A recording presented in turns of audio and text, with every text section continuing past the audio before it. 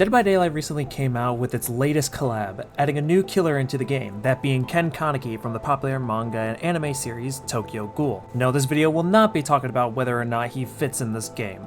I'm a fucking Pillar Chase 2 player, you think I got the time for that? In any case, Kaneki's addition to the game has made me decide to finally play Dead by Daylight for the first time since 2019.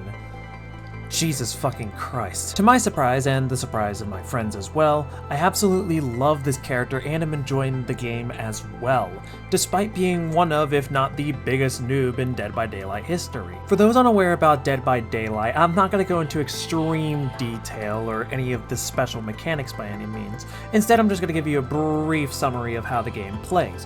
There are 4 survivors that run around on the different maps to repair generators in order to power on the funny escape door so they can fucking escape. No fucking shit, that's what they... Meanwhile, there is one killer that hounds down all of the players one by one, trying to eliminate them. But they can't simply just, beat them to death with a shovel and call it a day, unless you have Mori. Instead, whenever a survivor is down, the killers pick them up and bring them to a meat hook. Leaving them on for too long, or if they get hooked a third time, will result in permanent death for the round. Now that that's out of the way, time for me to go over a few things about Kaneki and how he managed to get me into Dead by Daylight. Again, before we get into Kaneki, let me give you guys a brief history lesson. Like I said, I haven't played Dead by Daylight since 2019. It was originally gifted to me by Omu, a friend from the old friend group that I used to be a part of before Pangea wrecked Shift and left us for damn. I only really played Survivor in the game. Having little to no interest in playing Killer was honestly a bad mistake on my part. I should have at the very least given it an honest try before making a final decision of, I'm only gonna play Survivor. Anyways, after playing the game for a while and not really giving a damn much about it, I decided to just absolutely drop the game and just kind of forget about its existence. Fast forward to this year, and Dead by Daylight was like, okay fuckers, listen up, we are adding the emo ghoul boy into our game, and you can be fucking Spider-Man zipping all over the place as you hunt your prey. When I first saw this reveal, I was kind of mixed on it. On the one hand, I really do love Tokyo Ghoul, and seeing a collab on this anime was awesome to see, as I never really saw it with anything else. On the other hand, it's Dead by Daylight. Could have been Destiny 2, so I guess things could have gotten worse. But then a thought came to my mind.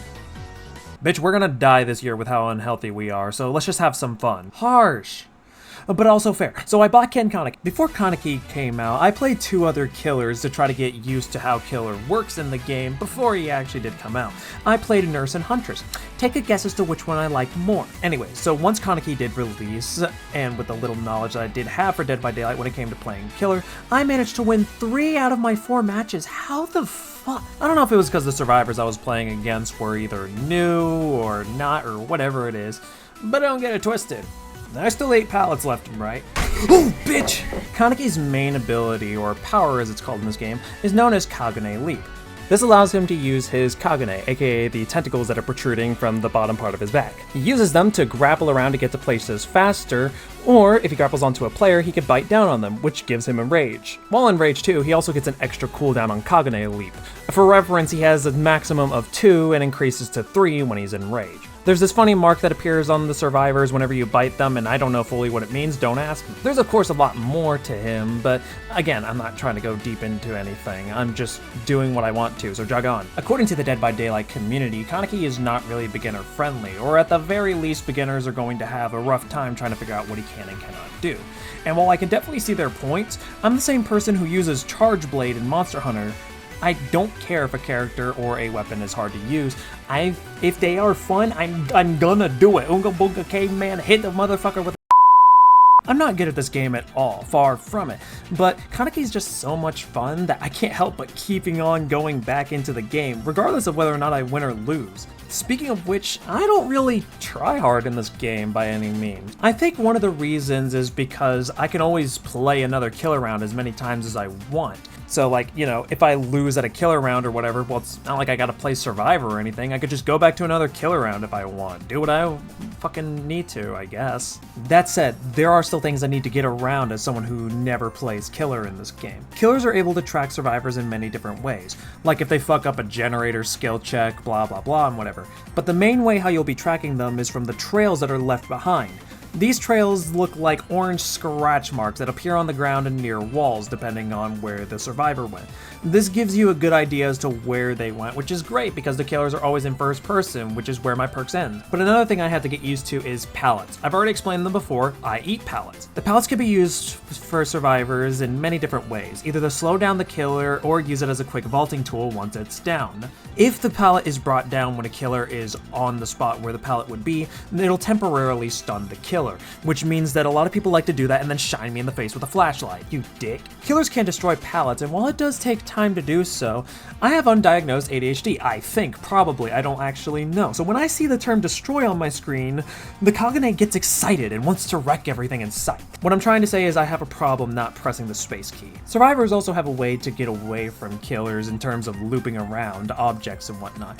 This can be used to either stall the killer so that way the other survivors can do the generators, or find a way to juke them, which it would help them. However, I'm motherfucking Spider-Man. So if a survivor is getting away and I don't feel hungry enough to take a bite out of them, and usually I don't, eating sucks and I hate food, I take a look to the trees, high-five the Lorax while I'm up there, and then bomb rush the fucker I was originally chasing. Don't get me wrong, I'm absolutely not good at this, but once I do get a good swing in and actually hit a survivor while I'm doing that, I get a good feeling of, got him. The only major downside I really have to say about this collab only really persists in the lobby. Since at the moment of me writing the script and making this video and everything, everybody is playing Kaneki, which means there are less people playing survivors, thus resulting in longer queues. Now that by itself wouldn't be too bad, at least that'll probably be something that gets fixed later down the line, and by fixed I mean people will either get bored of Kaneki or decide to go back to Survivor.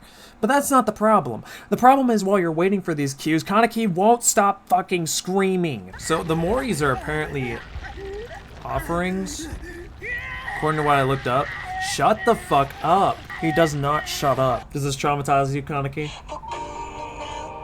I've watched the anime 3 times and have read the manga, and he has reasons to scream here. You know, the ghoul side of him slowly taking over and, you know, he's going insane, blah, blah, blah, all that shit. I get it. But does he have to scream every 5 fucking seconds? Overall, Kaneki is very fun to play in Dead by Daylight. I heavily recommend anybody giving him a try if you have some spare money to get the DLC. I know this video isn't too in-depth or polished or good, but I really wanted to make this video talking about the collab because I genuinely do enjoy it. You know, it says numbers when a game that I used to make fun of a lot is now a game that I thoroughly enjoy. I also kind of wanted to touch about a little things about being someone who's a new killer, because damn, I will not stop eating those fucking pallets. But yeah, that's kind of all I have for now. I hope you guys enjoyed this video. Thank you guys for watching. Subscribe if you want, and feel free to ridicule me for sucking as a killer, because trust me, the pallets aren't getting any tastier. Anyways, hope you guys have a good day, night, afternoon, whatever it is where you're at. Just be sure to have a good one.